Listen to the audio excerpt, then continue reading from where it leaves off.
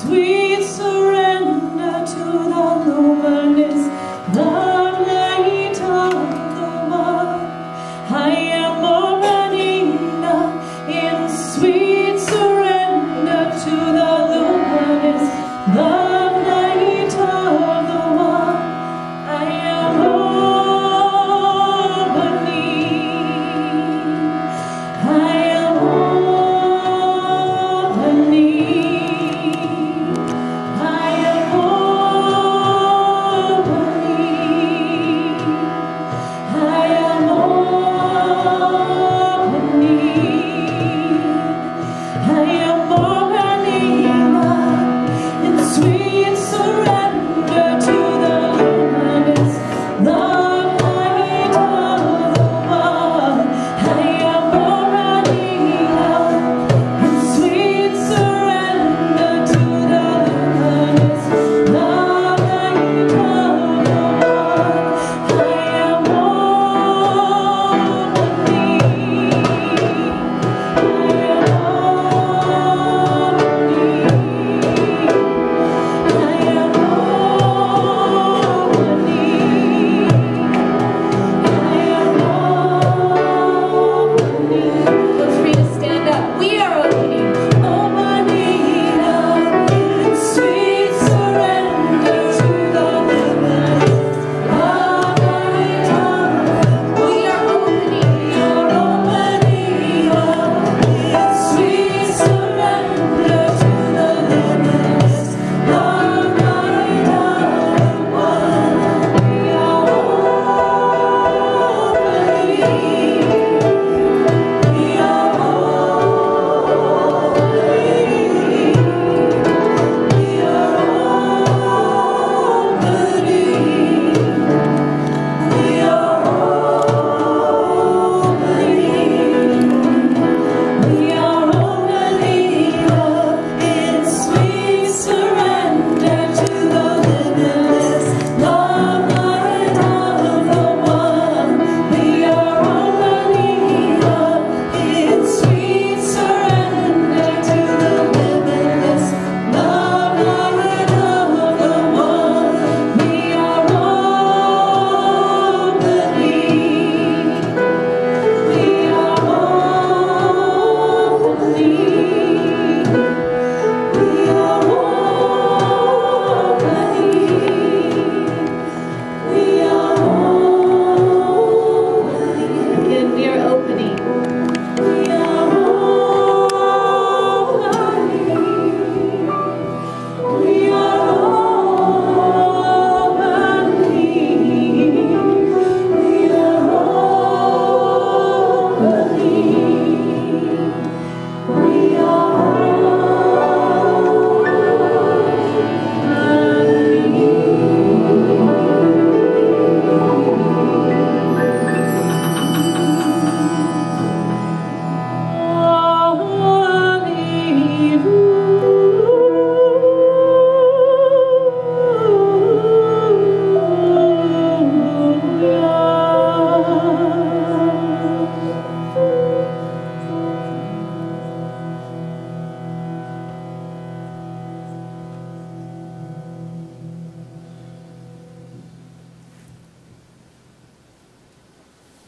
Exquisite. Thank you. You may be seated. We are opening in this time and day to the Black Madonna again. There were centuries that went by that nobody heard about the Black Madonna, you know? Did you know that a large proportion of the ancient miraculous Madonnas of the world are black? Why is this phenomenon so generally little known? Lots of times you'll see things about Mary written up, like there's this beautiful magazine that Francie shared with me this week, Life magazine, and I looked through the whole thing to see if I could find any pictures of the Black Madonna, knowing that many of them out there are Black Madonnas, and they just have one of her at the back, but all of the other ones are white Madonnas. And that's okay, but we're going to be talking about that today. because white Madonnas didn't really start being painted until around the 1400s. These black virgins exist not only all over Europe, but all over the world. I saw my first one in Cusco, South America, in Peru. And I went to go to Machu Picchu down there, and I went into a big Catholic basilica there, and the huge Mary statue was of dark skin. It was very moving to me because I'd never laid eyes on that before. In large basilicas and small village churches and museums and libraries all over the world, there are these Black Madonnas. Some are painted statues, some are murals, some are statues carved out of ebony. Some of the most famous Black Virgin shrines are at some of the cathedrals in France, though, like, for example, Chartres Cathedral. You've heard of that, haven't you? And that's where one of the Black Madonnas is. The cathedrals at Loreto, Saragossa, Rocamadour, Montserrat, and then the great Santuario de Guadalupe in Mexico. All of these shrines with the Black Madonna there have been purported to have special healing powers. Interesting, huh? There's also the strong religious folk tradition that connects the Black Virgins to the medieval Knights Templar, who were the protectors of the Mary Magdalene lore, you know. A famous Black Virgin statue in Madone des Fenestres, the Madonna of the Widows, near Saint Martin de Vesubie. I don't know if I'm pronouncing the French right, but Annie can help me out. Anyway, that's one of the sites where the Knights Templar were massacred. And it was believed by folk tradition in the area to have been strongly connected to Mary Magdalene herself. In fact, if the legends have a kernel of truth, they say that Mary Magdalene herself actually brought the statue of the Dark Madonna there. Whether they're just legends or people have talked about them through the years, it doesn't really matter, because it shows that there's some strong need amongst humans to see and acknowledge that the Madonna had dark skin. A couple of years ago, I was in southern France. I was reborn there, I'll tell you. And I went to Sainte Marie de la Mer, which is Saint Mary by the Sea. And there I learned that the Black Madonna is associated with Sara Kali. You know who Sara Kali is? She was a saint of the Gypsies. Isn't that interesting that Kali is connected with her name? Because the Romanov Gypsies actually came from India. And so it's said that when Mary Magdalene, it's said that the three Marys were in a boat that had been set out to sea with no oars. That they were being persecuted in the Holy Land and they left, but they were just set out to sea. And eventually they came to the shore of France, to this very spot where it's called now Sainte Marie de la Mer. And as Sara Kali, the gypsy woman, leader of the gypsies, saw this little boat coming toward the shore, great waves were coming up. And she herself, it said, rescued them and was able to help bring them to shore safely. So this dark gypsy woman helped other dark women to safety. 1,200 years later, the Spanish king, Alfonso X, who was also called the Wise, in his Cantigas de Santa Maria, his canticles to Saint Mary, tells the legend of a Christian and Muslim encounter at a river where the two troops of each side were about to fight and kill each other, and all of a sudden they both saw the Black Madonna appearing before them. And this apparition proclaimed to them, "You are all my children. Do not fight one another. Go in peace." Wow. Surely heaven must be on the side of peace, of ending warfare and killing of the human, one human by another. And one symbol that's come to humans of this kind of peace, of a mother being all of our mothers, is the Black Madonna. She says to humans, "You are all my children." And when you think about that, we're all mixed race. That's the truth. In fact, Anthropologists have admitted that race doesn't really exist. Did you know that? It was constructed during the slave trade days. It's a construct. And so the Dark Madonna says to us, "You are all my children." However, on earth, few listen sometimes to these deeper truths, and even few act in accordance with the promptings, like those soldiers at the river. They listened and they didn't fight that day. But very often these deeper truths are oppressed and even violently squelched by the powers that be, you know? Yet these archetypes rise again and again because the grassroots people keep these subjugated truths alive in whispers and disguised stories. For centuries throughout southern France, people didn't dare speak of Mary Magdalene because a huge persecution had taken place of the Cathars, and they were murdered by the Pope. Remember that? 24,000 at Montserrat in one day because they were upholders of the Black Madonna. Feminine truths remain alive in the darkness for the right time when enough people are longing for them again. Then she rises. This is one of those times. It's very intriguing that the numbers of pilgrims to the Black Madonna shrines is increasing exponentially every year now. These truths have had to be hidden away for many centuries, and they're bursting forth again right now.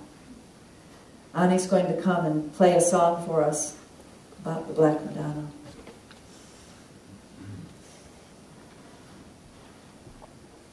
Thank you, Norma. That was so wonderful and so apropos to the song I chose. It was written in Les Saints-Maries de la Mer, France. And I didn't know what we were going to talk about. But Spirit said play this song. And as you introduced, really, the song, I don't have to say much, but this song also celebrates the three Marys that came on that boat according to very strong French legend, and even the Catholic Church embraces this legend, as well as the Gypsies, the local Gitane. And they celebrate Saint Sarah as their own Black Madonna. So this is the story of the three Marys, Mary Magdalene, Mary Jacobi, and Mary Salome, came ashore in that boat from Palestine.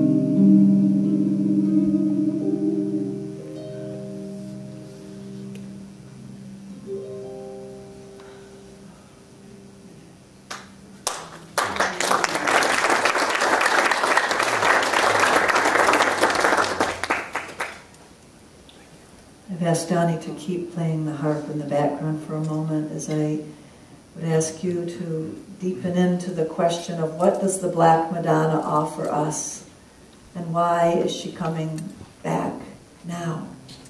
Why for you?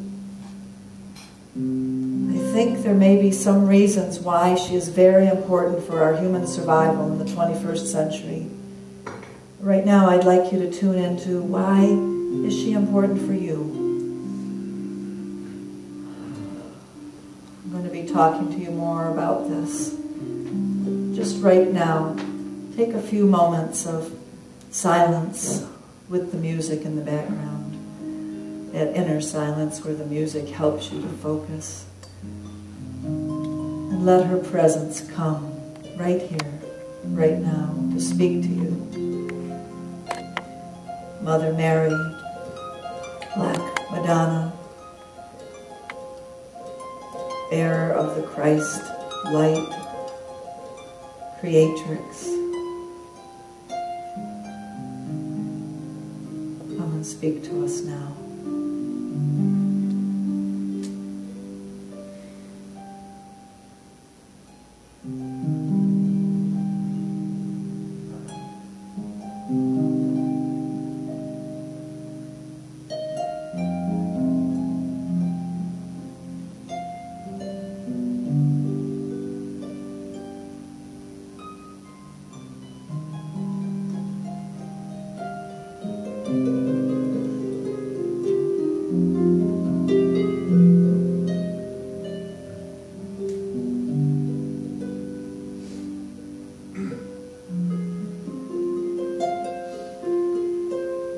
Perhaps Mary will come to you in your dreams. She comes to us out of the darkness, some of our deepest moments. It's a poem by a medieval poet. It says, "Last night I was sleeping. I dreamt, marvelous error, that a spring was breaking out in my heart. I said, along which secret aqueduct, O water, are you coming to me? Water of a new life that I have never drunk. Last night, as I was sleeping, I dreamt, marvelous error, that I had a beehive here inside my heart. And the golden bees were making white honeycombs, sweet honey, out of my old failures. Last night, as I was sleeping, I dreamt, marvelous error, that a fiery sun was giving light inside my heart. It was fiery because I felt warmth as from a hearth, and sun because it gave light and brought tears to my eyes. Last night, as I slept, I dreamt, oh marvelous error, that it was the goddess I had here inside my heart.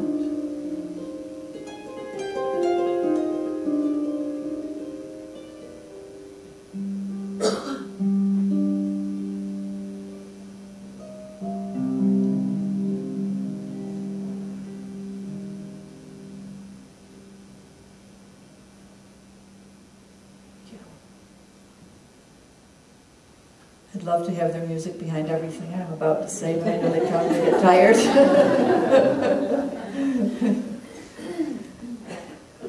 So, in these times, There's lots of things going on about the blackness and the darkness. Scientists are talking a lot about black holes at the center of our galaxy.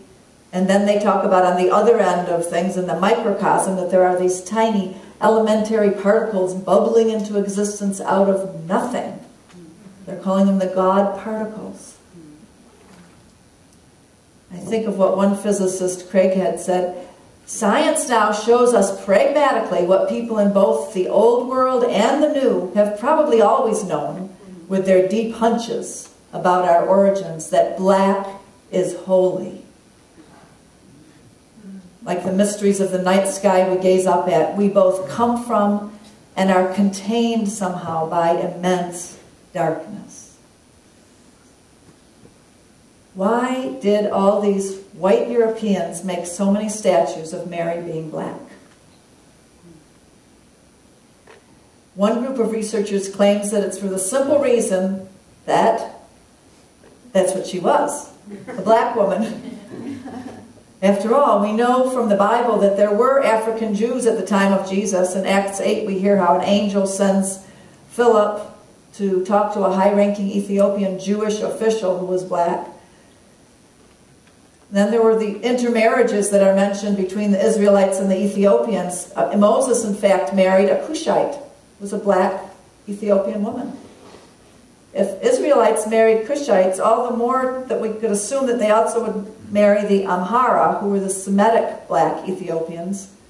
So considering all this history that the Israelites shared with Egypt for thousands of years, including Mary, Joseph, and baby Jesus going to Egypt for several years when he was little, this intermarrying between Israelites and Ethiopians of all colors did occur for all through the ages.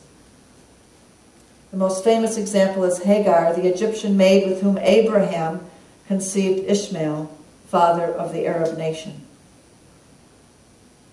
His other son was Isaac, father of the Jewish nation. That's what's going on right now, right? The fighting between Abraham's two lineages.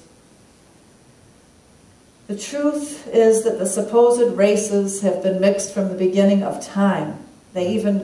Arabs and Jews came from the same father.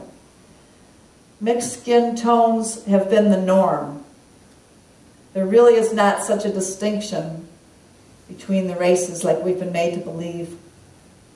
And another group of researchers says that not only Mary, but all of us are originally Africans, because the human race as a whole was born on that continent.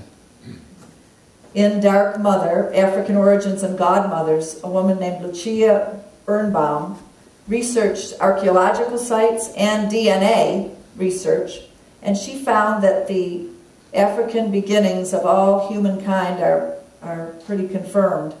She argues that the mystery of the Black Madonnas in European countries points to the unconscious memory of these deep roots inside of us. Presumably our DNA still retains an imprint of the first mother, a black woman, that our subconscious still remembers. The first deity we ever worshipped as humans was a dark, divine mother. Have you ever thought of that before? So to say it doesn't matter what color Jesus or his mother was, it's a big mistake. It does matter. The image of the Holy Black Mother and Child is very important. It's one of the oldest images of the Virgin Mother, and so how can we ignore it? When white people are presented with the Black Mother, as they were all throughout Europe, I think it acts as a nudge to let go of conventional patriarchal ideas that white equals beauty and goodness and heaven and light, and that dark equals dirty and sinful and evil and earthy. To honor the black and the dark as holy is a step towards freedom from all of white culture's preconceived notions and shackles and narrow horizons that we all get caught in.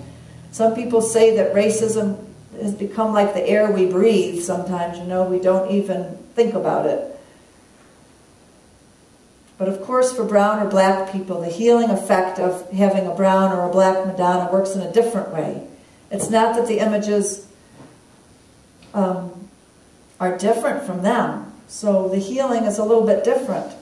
The restoration of the black mother is a very important aspect of the restoration of black people in our society, reversing the curse of 400 years of slavery. Through the dark mother, heaven expresses its solidarity and loving care to people of color, affirming that they are not excluded from God's grace. In fact, they are part of God, right? Guadalupe said to Juan Diego, "Are you not under my shadow and protection? Am I not one of your kind?" Rumi said, "There is a secret medicine given only to those who hurt so hard they can't hope." The Dark Madonna, she gives all of us that kind of secret medicine. I know we've all had times when we could say that we're like that. We hurt so hard that we can't even hope. That's when the Dark Madonna comes in. She brings forth a deep hope that's deeper than deep.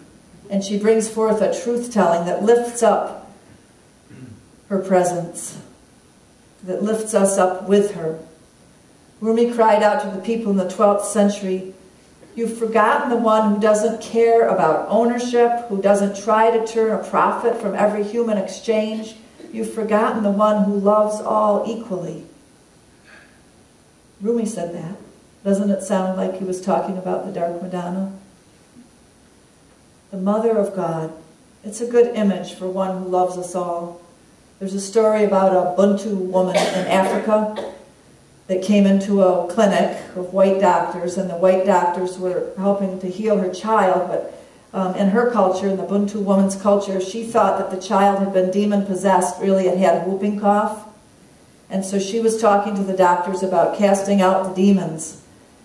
And the woman doctor was saying to her, "But I believe in a God who is love." And she said, "No, we have all these different gods, and they don't care about us."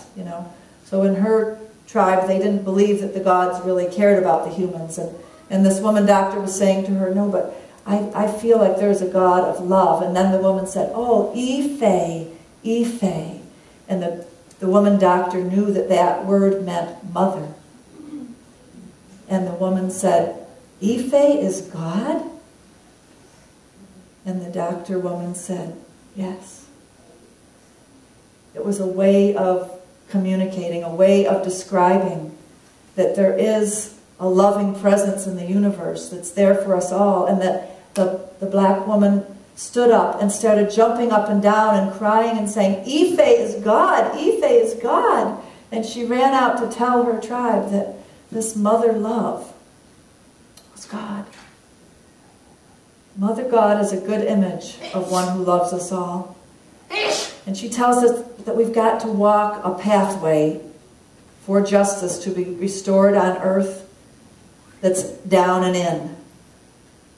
We've got to go into our harder, darker memories on planet Earth, the harder times that we've had, to get the gift out of them as a culture, to bring restorative justice.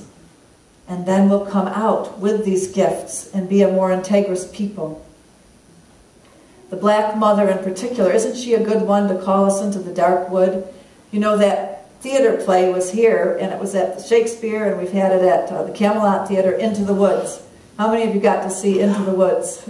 It was a comical play, but it had this truth in it that we have all, whether we're young or old, rich or poor, we've all got to go into the woods. And then when we get there in the woods, all of these strange, wild, magical things happen. But they will transform us. Jung said, "The forest dark and impenetrable to the eye is like the deep water and the sea. It's the container of the unknown and of the mysterious. It's an appropriate synonym for our own unconscious." So going into the woods, we're going ultimately into the deep parts of ourselves. On this human odyssey, whether we're male or female, we've got to go down into the depths of the psyche in order to be reborn.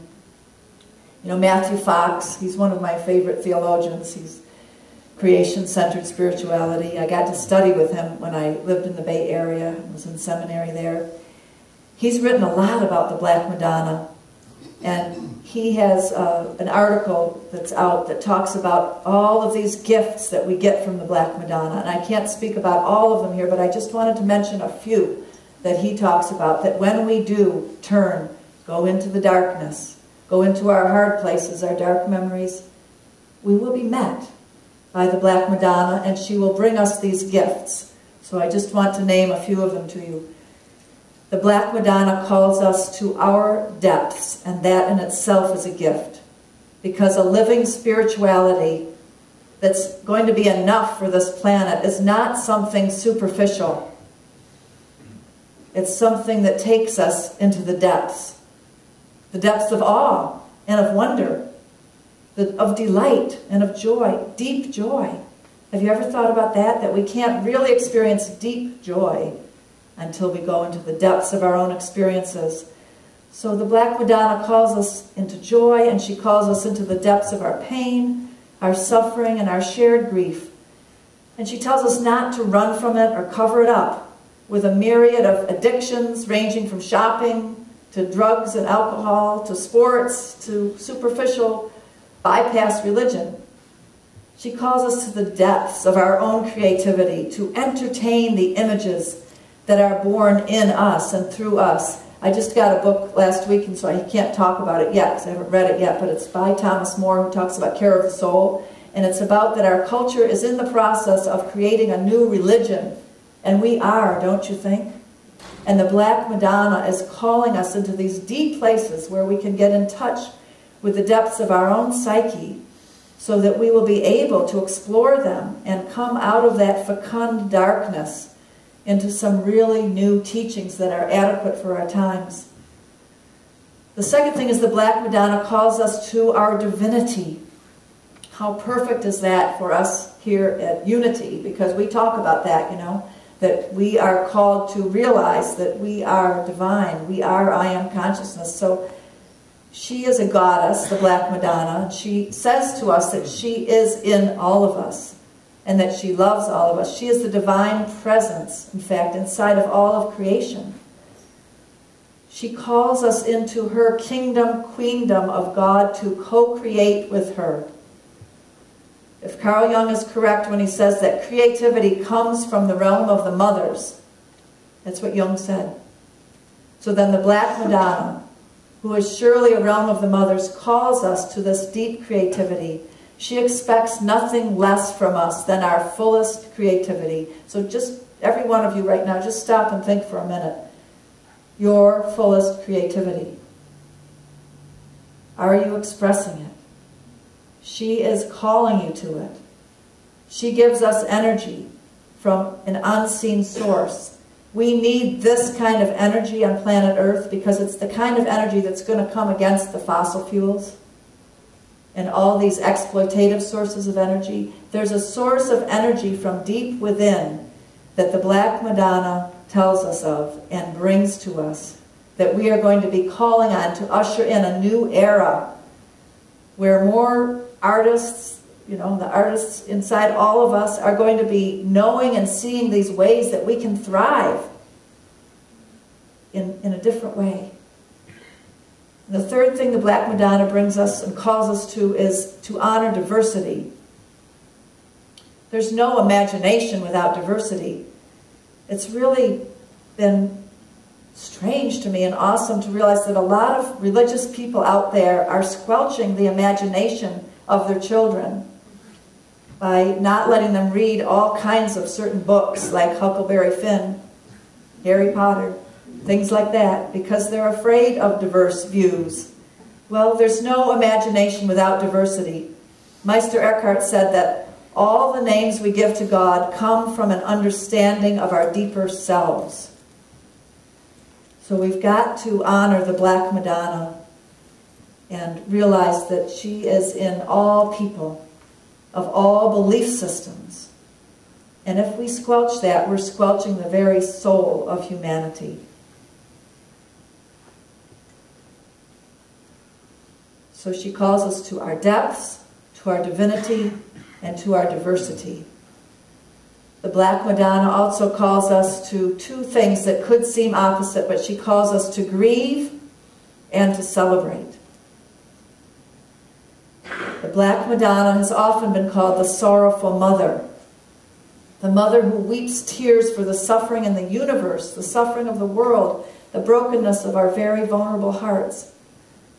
In the Christian tradition, you know, you see a lot of pictures with her holding the dying Christ in her lap.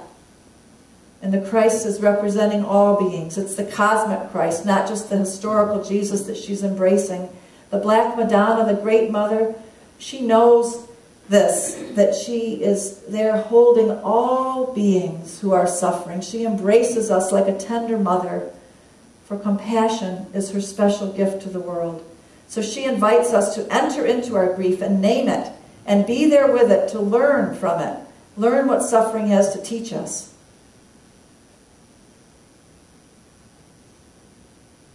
A culture that would substitute addictions for grieving is a culture that has lost its soul and its womb. You know, I'm getting ready to open an addiction recovery program, and I'm hoping to help people birth their soul again, to restore their souls. It will be a place where divinity itself, hopefully in the form of the Great Mother, will meet people. Andrew Harvey writes of how the Black Madonna provides an immense force of protection, an immense alchemical power of transformation through both grief and joy. Don't you love Andrew Harvey? He says such good things. He says she is also not just the queen of the heavens, but the queen of hell. She is the queen of the underworld. That's what they said about Kuan Yin too. That's because she goes into the underworld and is not defeated there. In fact, she sings in the underworld to all the souls that are there, even to those addicted to heroin, you know, like deep problems. She goes into hell and sings to the souls there, and then brings them all the way through. And so it's said that the Lord of Darkness kicked Kuan Yin out of hell, out of the realms of the dead, because she was waking everybody up and saving their souls in hell and inviting them back to life. So sometimes we have got to go into those deep realms of grief, both our own grief and grief with others, so that we can find that power that the singing of Kuan Yin is all about. The Dark Madonna doesn't run from the darkness. In fact, she encompasses it. She's right there in it with us. She's our ally. She embraces us as we refuse to flee from pain and suffering. It's not that we want to stay there, though. It's just that we want to get the gift out of it. Mechthild of Magdeburg, she went into the darkness, and she said these words about it. She said, "There comes a time when both body and soul enter into such a vast darkness that one loses light and consciousness and knows nothing more of God's intimacy." Has anybody here ever felt that way?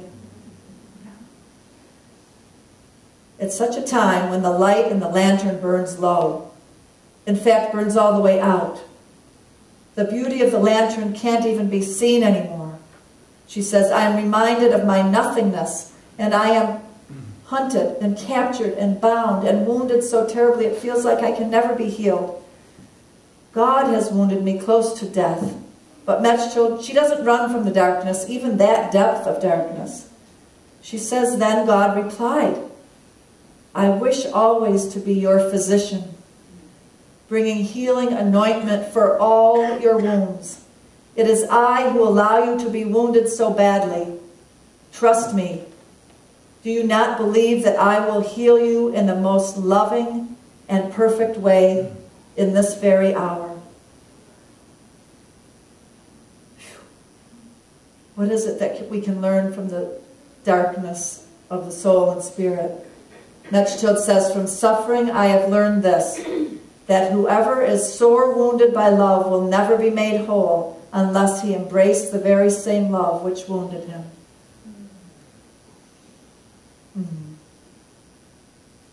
The Dark Madonna invites us to dance, she invites us to celebrate. She weeps tears for the world as a sorrowful mother, but then she doesn't wallow in her grief. She doesn't stay there forever. In fact, she comes out rather quickly and starts dancing again, a happy mother, a joyful mother. She expects us to be able to do that too. She expects us to take joy in all of her many pleasures in nature around us every day. Sophia, or wisdom in the scriptures, sings to the elements of nature and calls them deep love, deep eros, deep passionate love. There's this beautiful quote from the Sophia scriptures in the Old Testament. I have exalted a perfume like cinnamon and acacia. I have breathed out a scent like choice myrrh. Come to me, you who desire me, and take your fill of my fruits, for memories of me are sweeter than honey. Inheriting me is sweeter than the honeycomb. They who eat me will hunger for more. They who drink me will thirst for more. Celebration is a big part of the Dark Madonna. And it's something that she calls us to do in communion with each other. Joy and praise are intrinsic to community. She didn't birth any of her children in vain, she says. She opts in favor of life and of eros and of biophilia, which is our love for the whole planet. She calls us then to be one with her in both our grief and our joy. In both Arabic and Hebrew, the word for compassion comes from the word for womb. The Black Madonna has not been thought of so much in the patriarchal epic because it ignores the womb. For example, Webster's dictionary declares that the idea of compassion is about a relationship among equals and that it's obsolete in our times. So patriarchy, yes, it neglects compassion, saying that leaders who show it are weak. Have you ever seen that on the news? When one of our leaders shows compassion or doesn't want to go to war? And the patriarchy says, oh, that's weak. Well, Meister Eckhart knew and thought about that, and he said, compassion isn't weak, it means justice. Compassion has a tough side. It's not about sentimentality, but it's about requiring authentic relationships of justice and interdependence. The Dark Mother calls us to remember that we are all in this together, and to admit to ourselves as individuals and as governments and as nations that sometimes we mess up and we really hurt each other badly. And we need to grieve together about that. And then we need to celebrate that we've remembered. And then we need to act justly so that compassion is brought back into this world. That's what the Black Madonna is about. The Black Madonna, the goddess, provides the womb of the universe as the cosmic lap where all creatures can gather. There's a 20th century Christian poem to the goddess Mary, and it comes from the ancient hymn to Isis. It's written by Alan of Lisle, and he wrote it to compare that Isis and Mother Mary are very similar. It says, O child of God and mother of things, bond of the world, its firm tied knot, jewel set among things of earth, and mirror to all that passes away, morning star of the sphere, peace, love, power, regimen and strength, order, law, end, pathway, captain and source, life, light, glory, beauty, and shape, O ruler of our world, we praise you. Just wanted to read that because those are all the qualities of mother love. No, we forget about that. But the Black Madonna is the throne of compassion. In fact, did you know that the word Isis actually means throne? Many of the attributes of Isis, the godmother, the mother of Horus, are identical with those of Mary, the mother of Christ. In fact, one of the researchers of Horus said that the way that the Christ myth is described is exactly as the Isis-Horus myth is described. So the Black Madonna, she is the throne of this world. It's amazing to think of that. And just one more thing about this idea of throne. The medieval church gave birth to what they called cathedrals, because the word cathedra actually means throne. So over 125 cathedrals, thrones to Mary, were built all over Europe. Notre Dame at Chartres, Notre Dame at Lyon, Notre Dame, our Mother of Paris. And then over 375 other churches the size of these cathedrals were built all over Europe, dedicated to Mary. And many of these cathedrals, there's a statue to the Black Madonna even to this day. So a cathedral by definition meant the throne where the goddess is ruling the universe with compassion and justice. That's what cathedrals were meant to be. The clerics took them over and they became places where the bishop was on his throne, but this is false. The cathedral is not supposed to be the hangout of patriarchal, hierarchical abusers of power. The cathedral was designed to be the center of the city, of the people, by the people, and for the people. Amen. These cathedrals were built to bring the goddess to the center of the city, to bring the city alive with goddess energies and values. Cities were birthed in the 12th century. Did you know that? They really just came about in Europe in the 12th century. And that's right when the dark goddess was on the rise. Youth all fled to the cities because there they could reinvent religion and themselves. They got away from the monastic powers in the countryside. And there they founded universities. And at the universities, the Black Madonna was there. And she was said to be the queen of all the sciences. Did you know that? So worship reinvented itself in these cathedrals, in these cities. Today, for the first time in human history, more than 50% of humans are living in cities. And it was predicted that by 2015, which is where we are now, that 2/3 of all humans, and a great proportion of them young people, would be living in cities. The Black Madonna and the throne of the goddess motif can contribute to our resurrection of our cities. Now you might start to get the gist of why I'm talking about this, because we've been talking about building a cathedral in our city that we're calling an earth temple. And maybe you can more deeply understand the vision that I have for it now.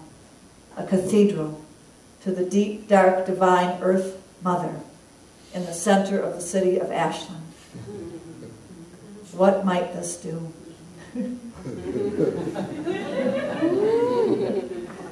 The Black Madonna, she is calling us to get in touch with our joy and our wonder and not be bored.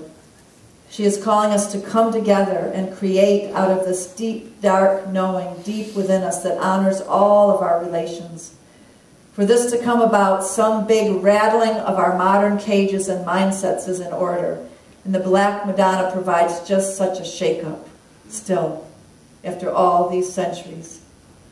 Thank you for being those men and women who welcome her into your hearts, who welcome the return of the dark goddess. Great things are going to happen in our midst as we welcome her.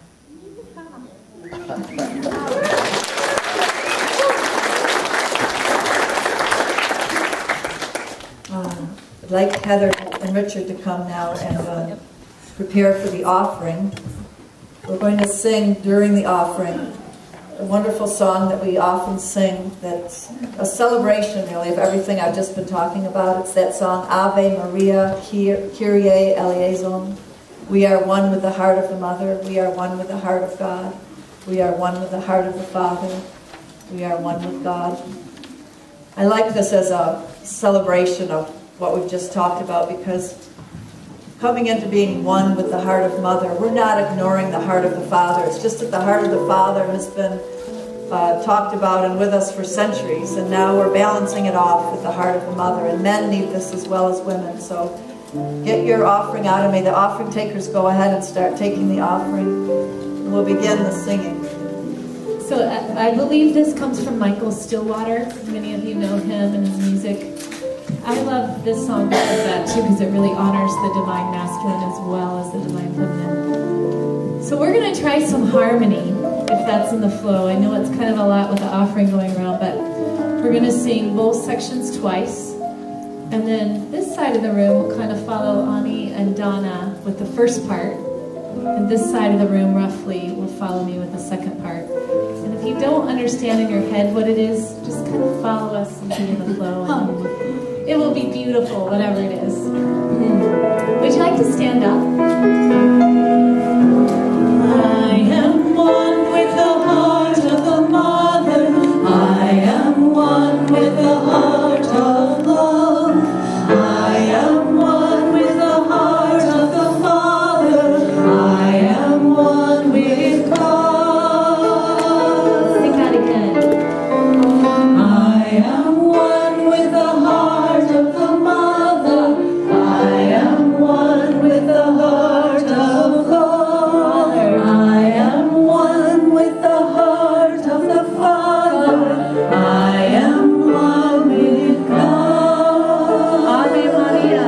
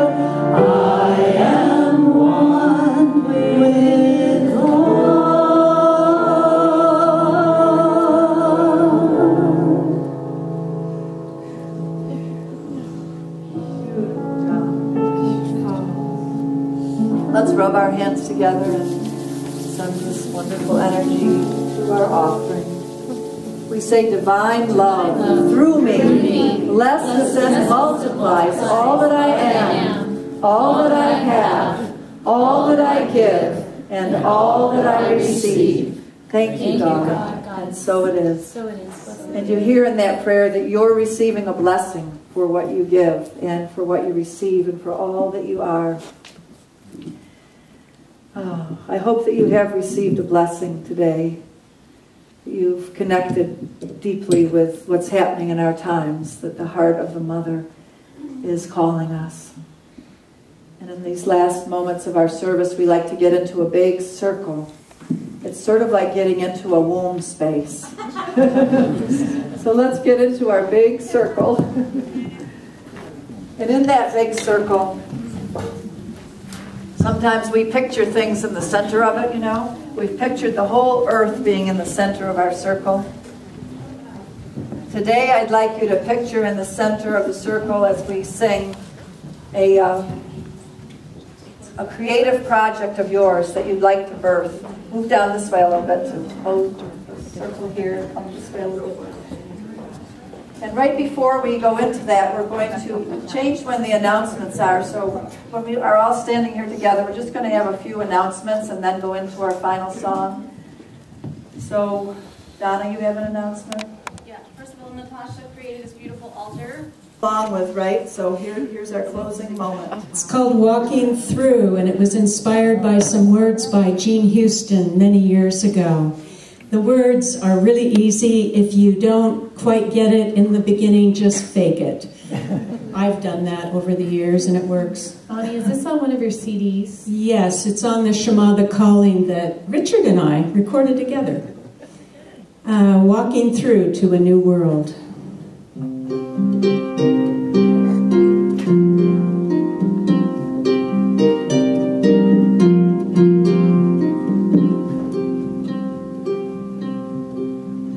We are the love that moves the stars. We are the song that changes everything. We are the love that moves the world. Our time is now the season of the heart. Now you know it, right?